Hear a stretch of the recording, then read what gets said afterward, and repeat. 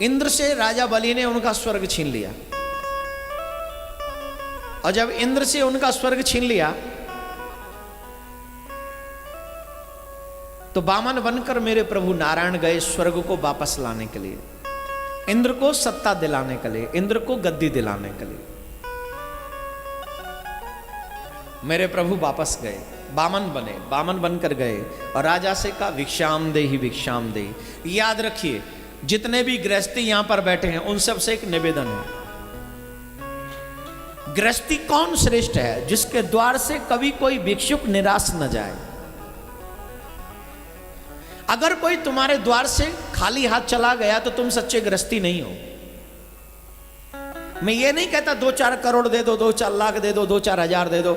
अगर तेरे में हिम्मत है सिर्फ 2 रुपए देने की तो सिर्फ 2 रुपए ही दो, लेकिन दो, उसे खाली हाथ मत जाने दो, तभी आप अच्छे और श्रेष्ठ गृहस्थी बनोगे। हम लोग भगवान से मांगते बहुत हैं, लेकिन जब भगवान अपने दूतों को हमारे पास किसी को भेजता है तो हम उन्हें डांट देते हैं, फटकार देते हैं, भाग यहां से, अच्छा है कमा सकता है, फिर भी यहां आ गया मांगने के लिए, शर्म नहीं आती? इसका मतलब जानता है ये व्यक्ति पैसे का प्रेमी है, ये देना ही नहीं चाहता। कबीरा या संसार में सब सौ मिलिए जाए, ना जाने किस रूप में नारायण मिल जाए। पता नहीं ना नारायण किस रूप में आ जाए और तुम उनको मना कर दो तो पता चले अब ये आके नारायण आ कैसे सकते हैं? अरे आते हैं, नहीं आए इससे पहले, कर्ण के पास नहीं गए वामन बन के, बलि के पास में नहीं गए वामन बन के। एक राजा था ना, वो क्या नाम है उसका, मोरध्वज, उस राजा के पास चले गए और मांग भी कितनी श्रेष्ठ कि मेरा शेर तेरे बेटे का मांस खाएगा। बात बोले एक बात याद रखना, मां और पिता को वो बेटा चीरना पड़ेगा और चीरते वक्त आंसू नहीं आना चाहिए, अगर आंसू आ गया तो शेर नहीं खाएगा। वाह रे वाह गृहस्थी, वाह रे वाह भारत के सदगृहस्थ।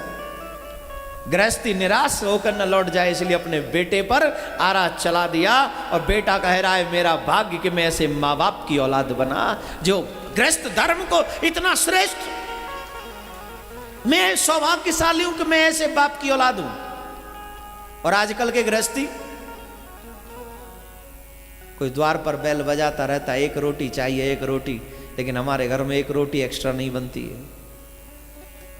4 पप्पू का पापा खाएगा, 4 पप्पू और 3 में और 2 सर्वेंट खाएगा, टोटल कितनी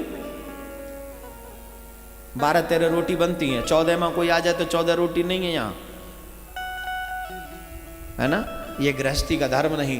पहली रोटी गाय के लिए निकालो, दूसरी रोटी किसी गृहस्थी के लिए, कोई आने वाला अतिथि हो उसके लिए निकालो, उसके बाद में तुम भगवान को भोग लगाओ, उसके बाद खाओ, क्योंकि वो उनको देते हो तो तुम्हें मिलती है। और जब तुम उन्हें देना बंद कर दोगे तो वो दिन दूर नहीं कि जब मेरे घर में रोटी बनना भी बंद हो जाएगा। इसलिए देना चालू रखो, देते रहो, क्योंकि देते रहोगे तभी तेरे गृहस्थ की परंपरा बनी रहेगी। राधे राधे बोलना पड़ेगा, जोर से बोलना पड़ेगा और जोर से।